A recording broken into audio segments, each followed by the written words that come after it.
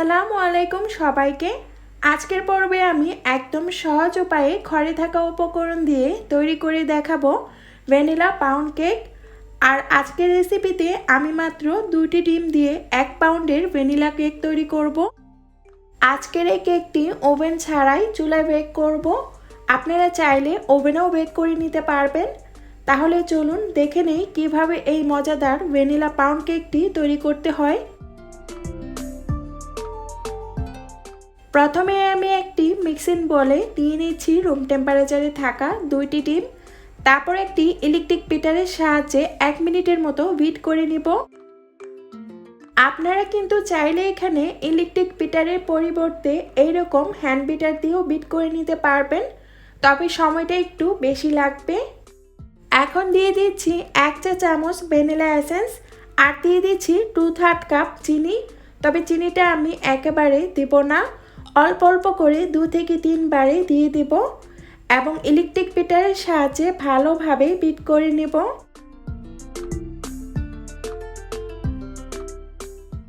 যতক্ষণ না পর্যন্ত চিনিটা পুরোপুরি গলে যাবে ঠিক ততক্ষণ পর্যন্ত এইভাবে বিট করে নেব।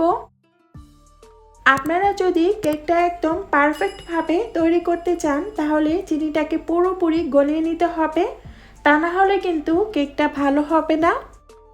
বিট করতে করতে একটা পর্যায়ে দেখবেন চিনিটা পুরোপুরি গলে গেছে, মিশ্রণটা অনেকটা ফোমে পরিণত হয়েছে এবং কালারটাও চেঞ্জ হয়ে আসছে। এই পর্যায়ে বিট করা বন্ধ করে দিতে হবে। তো আমি একটু হাত দিয়ে চেক করে নিচ্ছি চিনির কোনো দানাদার ভাব আছে কিনা। এবারে দিয়ে দিচ্ছি 1/2 কাপ রান্নার তেল। তারপর আবারও 1 মিনিটের মতো বিট করে নিব। আপনারা কিন্তু চাইলে এখানে তেলের পরিবর্তে বাটার ইউজ করতে পারবেন, তবে বাটারটা আগে থেকে মেল্ট করে নেবেন। এখন আমি শুকনো উপকরণগুলো দিয়ে দিব, আর শুকনো উপকরণগুলো অবশ্যই চেলে দিতে হবে। দিয়ে দিচ্ছি 1 কাপ ময়দা, 1 চা চামচ বেকিং পাউডার আর দিয়ে দিচ্ছি 1/4 চা চামচ লবণ। এবারে শুকনো উপকরণগুলো চেলে নিচ্ছি, তবে একেবারে শুকনো উপকরণগুলো দিয়ে দিব না। আমি 3 বারে অল্প অল্প করে শুকনো উপকরণগুলো দিয়ে দিব এবং একটা স্প্যাচুলারের সাহায্যে একটু আলতো হাতে মিশিয়ে নিব। আপনারা এখানে স্প্যাচুলারের পরিবর্তে 1 বিটার অথবা যে কোনো চামচ ইউজ করতে পারবেন, তবে মিশ্রণটা একটু আলতো হাতে খুব ভালোভাবে মিশিয়ে নেবেন। এখন আমি রুম টেম্পারেচারে থাকা 1/4 কাপ লিকুইড দুধ দিয়ে দিচ্ছি, আর দুধটা আমি একেবারে দিয়ে দিব না। শুকনো উপকরণ অ্যাড করার পাশাপাশি লিকুইড দুধটা অল্প অল্প করে দিয়ে দিব এবং ভালোভাবে মিশিয়ে নিব।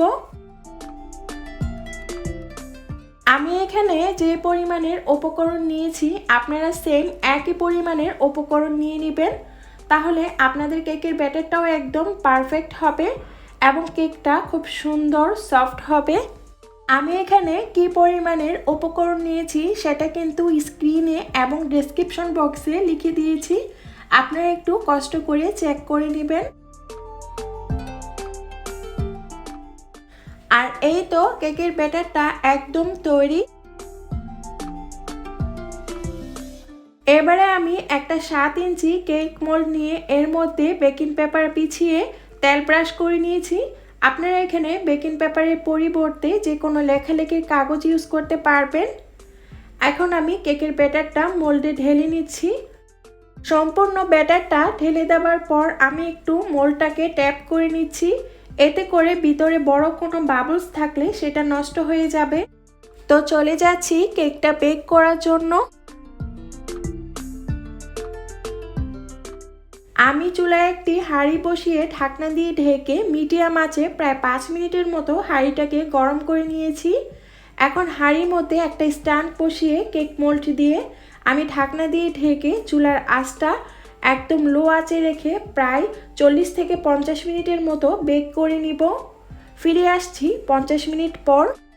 তো আমি একটা টুথপিকের সাহায্যে কেকটাকে চেক করে নিচ্ছি ঠিকঠাক মতো বেক হয়েছে কিনা।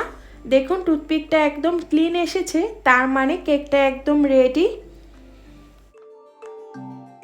এখন আমি একটা ছুরির সাহায্যে কেকটাকে মোল্ড আউট করে নিব। আর আপনারা কেকটাকে একটু ঠান্ডা করে নেবেন। কেকের ওপর সুন্দর একটা কালার আসার জন্য আপনারা এখানে অবশ্যই সিলভারের অথবা অ্যালুমিনিয়ামের হাঁড়ি ইউজ করবেন, তাহলে আপনাদের কেকটাও এরকম সুন্দর কালার আসবে। দেখলেন তো কত সহজে মাত্র 2টি ডিম দিয়ে ঘরেই ভ্যানিলা পাউন্ড কেক তৈরি করা যায়। কেকটা দেখতে যতটা সুন্দর হয়েছে খেতে কিন্তু তার থেকে বেশি ভালো হয়েছে। তো আমি কেকটা কেটে আপনাদেরকে দেখাচ্ছি ভিতরটা কেমন হয়েছে।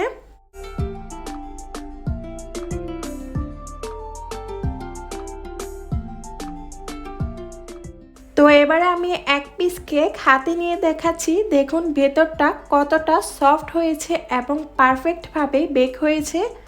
আর এই কেকটা খেতেও কিন্তু অসম্ভব মজার। আপনারা অবশ্যই বাসায় একবারের জন্য হলেও তৈরি করবেন এবং আমাকে কমেন্ট করে জানাবেন আপনাদের তৈরি করা কেকটা কেমন হয়েছে। আপনারা সবাই ভালো থাকবেন, সুস্থ থাকবেন। আজকের মতো এ পর্যন্তই। আল্লাহ হাফেজ।